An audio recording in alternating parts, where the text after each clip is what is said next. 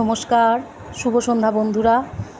আজকে আমি রোজকার ডেলি কিছু ভিডিওর সঙ্গে সঙ্গে আমি আজকে ক্লাস 6-এর মাটির ঘরের দেয়াল চিত্র সম্পর্কে কিছু ছোট ছোট প্রশ্ন উত্তর আলোচনা করে দিচ্ছি।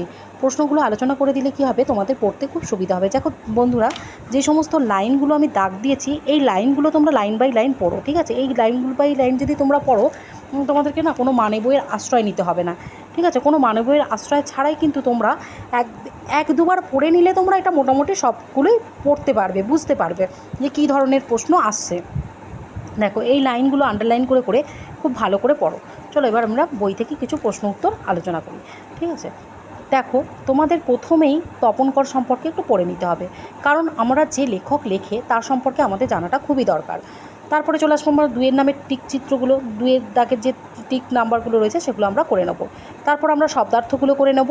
তারপর তিনের দাগের করে নেব। তিনের দাগের কী বলেছে না, অর্থগুলো সব খুঁজে বার করতে হবে। কোথা থেকে না, যেখানে আমরা পড়ছি গল্পটা সেখানে। যেমন ছবি, তোমরা জানো, চিত্র, জোগাড়, সংগ্রহ, এগুলো আমার বলার নেই, এগুলো তোমরা সবই মোটামুটি পারো। বিশেষ্য থেকে বিশেষণ এগুলো তোমরা কিন্তু করে নেবে, ঠিক আছে? এগুলো তোমরা পারবে আশা করি সবই। যদি না পারো কেউ আমাকে কমেন্ট বক্সে জানিও, আমি অবশ্যই তোমাদেরকে সাহায্য করব, কিছু না কিছু তোমাদেরকে সাহায্য করব। তারপরে চলে আসবো আমরা ছয়ের দাগের। ছয়ের দাগের একের কোশ্চেনটা করার কোনো দরকার নেই, কারণ পরীক্ষায় খুব একটা আসে না। 2, 3, 4, 5, 6, 7, 8, 9 এই কটা কোশ্চেন করো। আর তার সঙ্গে আমি কয়েকটা কোশ্চেন দিয়ে দিচ্ছি বই থেকে, টেক্সট থেকে তোমাদেরকে খুঁটিয়ে লাইন বাই লাইন খুঁটিয়ে কয়েকটা কোশ্চেন দিয়ে দিচ্ছি। সেই কোশ্চেনগুলো করলে আশা করি মাটির ঘরে দেয়াল চিত্র সম্পর্কে তোমাদের কোনো ডাউট থাকবে না। তোমরা খুব ভালোভাবেই এইখান থেকে যে কোনো কোশ্চেন দিক না কেন তোমরা কিন্তু পারবে। দেখো প্রথম প্রশ্নটাই দিয়েছি যে মাটির ঘরে দেয়াল চিত্র চর্চার পীঠস্থান কাকে বলা হয়, মানে কোন জায়গাটাকে বলা হয়ে থাকে। তারপরে বলা হচ্ছে কোন কোন জেলায় প্রচুর দেয়ালচিত্র হয়, কোন কোন জেলায় হয় সেগুলো প্রথম পাতাতেই রয়েছে, দেখবে।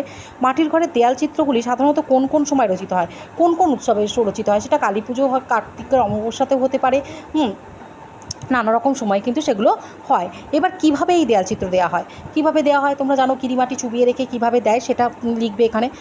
কারা কোন সময়কে গৃহমার্জনা অলঙ্করণের জন্য নির্দিষ্ট করেছেন, এটাও দ্বিতীয় পাতায় রয়েছে। দ্বিতীয় পাতার ঠিক মাঝখানটা করে রয়েছে, দেখবে তুমি, আমি বইতে আন্ডারলাইন করে দিয়েছি, তোমরা আগেও দেখেছো, সেটা করবে। রাঢ়বঙ্গের কৃষিজীবী সমাজের প্রাচীন উৎসবগুলি কী কী কী কী, ওই যে গোবন্দনা রয়েছে, আরও অনেক কিছুই রয়েছে, সেগুলো একটু একটু করে দেখবে। আমি সেগুলো পুরোটা বলছি না, জাস্ট একটু দেখবে। নিজের আমি প্রশ্নগুলো বলে দিলে কি হবে, তোমরা খুঁজে খুঁজে নিজেরা করবে। যদি নিজে নিজে তোমরা খুঁজে খুঁজে করো না, তাহলে তোমাদের মনে থাকবে সেগুলো। আর যদি না পারো সেগুলো, তার জন্য তো রইলাম, কমেন্ট বক্সে করো, কমেন্ট জানিও, আমি অবশ্যই বলে দেবো তোমাদেরকে।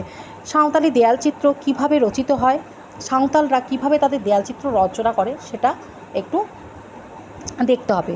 তারপরে বলেছে মানভূমির দেয়ালচিত্রের প্রতীক কোনটি, সেটি কিভাবে আঁকা হয়, সেটা কিভাবে আঁকা হয় করবে, দেখবে। আমি প্রশ্ন যেগুলো দিলাম সেগুলো সবই আন্ডারলাইন করে দিয়েছি, আশা করি তোমাদের কোনো অসুবিধা হবে না। মোরগ ঝুটির ঝাড় বা মুরগা ঝাড় বলতে কী বোঝায়, দুধে মাটি কাকে বলে। আশা করি এই কটা কোশ্চেন যদি তোমরা করতে পারো, তাহলে আমার মনে হয় মাটির ঘরে দেয়ালচিত্র থেকে তোমাদের আর কোনো অসুবিধা হবে না। ঠিক আছে, আজকে এই পর্যন্ত, আবার পরবর্তী ভিডিওতে তোমাদের সঙ্গে আমার দেখা হচ্ছে।